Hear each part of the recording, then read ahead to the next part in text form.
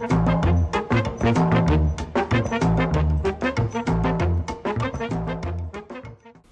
morning, Greg. This is the Dave Ross Show, early edition.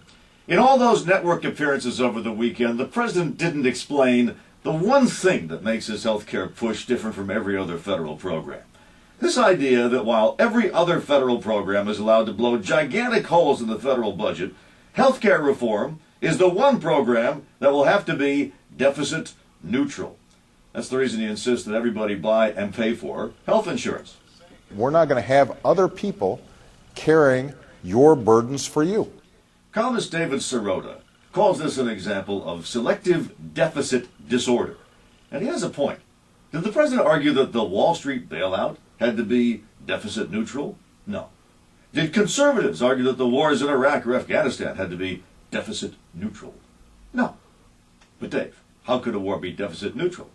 Well, easy. Since they tend to be about oil, why not pay for wars with an oil tax? $7 a gallon might make people think twice. Might even encourage drilling for more oil right here at home. And it would be deficit neutral. You have programs like Medicaid to keep low-paid workers healthy.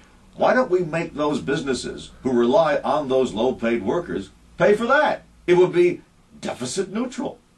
If you're going to give huge sums to Wall Street banks, shouldn't you come up with like a 95% tax on Wall Street bonuses to pay for it? Deficit neutral. But no, we've drawn the line at health insurance. Because unlike defense and poverty programs and bank bailouts, it's the one service that most of us have gotten used to paying for on our own, even though the premiums crossed into crazy land years ago. This is Dave Ross. Back at 9 with the Dave Ross Show on News Talk 97.3, Cairo FM.